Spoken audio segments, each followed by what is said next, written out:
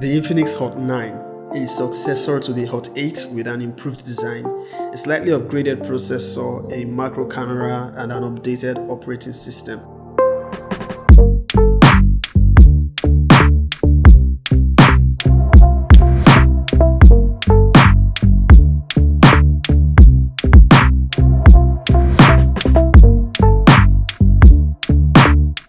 What is up, guys? Izzy here and welcome to the channel. I have here with me the Infinix Hot 9. This is the 2GB variant and 32GB of storage. It currently retails for 53,800. There is also a 3GB variant with 64GB of storage, and there is also the Hot 9 Play, both retailing for about 58,000 and 52,000 respectively. This is a detailed review of the Infinix Hot 9. If you haven't already, please click on that subscribe button and make sure to turn on post notifications. So what comes in the box? We have the familiar green box which Infinix uses for all of their phones. First thing you are going to see inside the box is the device itself, with highlights of the major specifications being the Infinity O display, a long-lasting battery, an added macro camera, and DCS audio processing.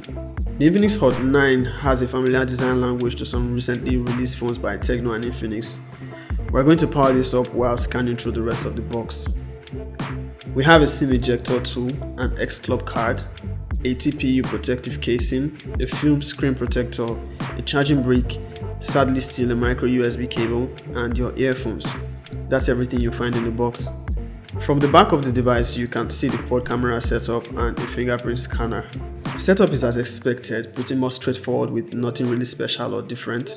Fast forward post first time setup, you have XOS 6.1 and it's bloatware haven. The Infinix Hot 9 runs on Android 10, and like I mentioned earlier, this is the 2GB variant. At a glance, you see similar specifications to the Hot 8 from last year. From the notification panel, you can notice a difference in the icons from which we have on the Infinix Note 7.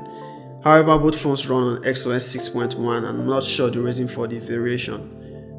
As for buttons and ports, to the bottom of the Infinix Hot 9 you have a headphone jack, a noise cancelling mic, yet again a micro USB port, and bottom firing mono speaker. On the right side we have the volume rocker keys and a power button. To the left of the device we have a dual nano SIM tray with support for expandable storage, and atop the Infinix Hot 9 there is nothing. Now, design wise, the Infinix Hot 9 comes in 3 colors. This is the midnight black. It's still a plastic build and you can notice this pattern which is found on the back of the Infinix Note 7. It's actually 2 shades of black. The Infinix Hot 9 is a 6.6 inch phone and it has an Infinity O design which houses an 8 megapixel selfie camera and a front flash just above the display. The Infinix Hot 9 has an IPS LCD display with a resolution of 720 by 1600 and a display density of 268 pixels per inch. As expected from an entry-level device, this display is just okay and there's nothing really special about it.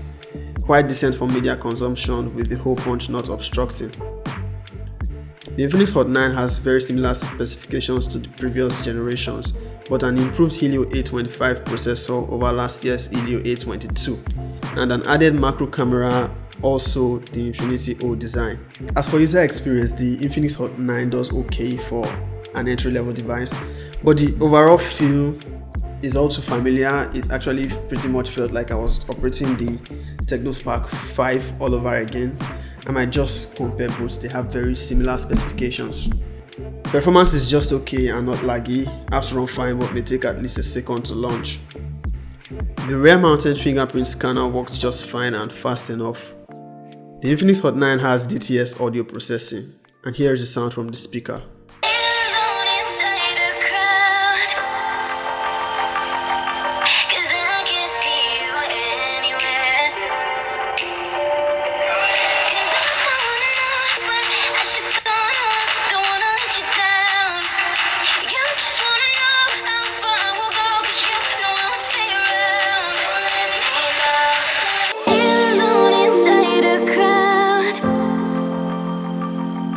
Cause I can't see you anywhere.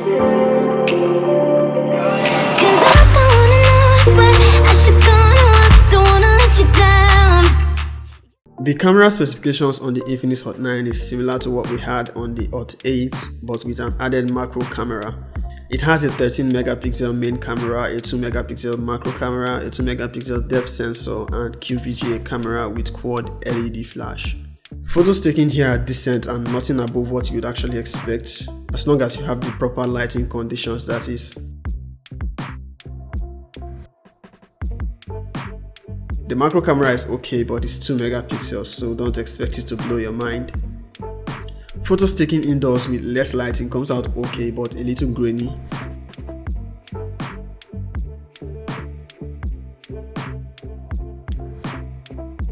The same is the case for selfies taken indoors. Outdoor selfies are okay, but you still see blown highlights. Portrait shots are okay, and it does well to separate you properly from the background. Edge detection, I'd say, is acceptable.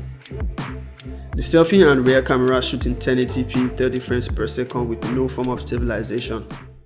It shoots in 1080p 30 frames per second. Let me know what you think in the comment section. How's the camera quality and the microphone?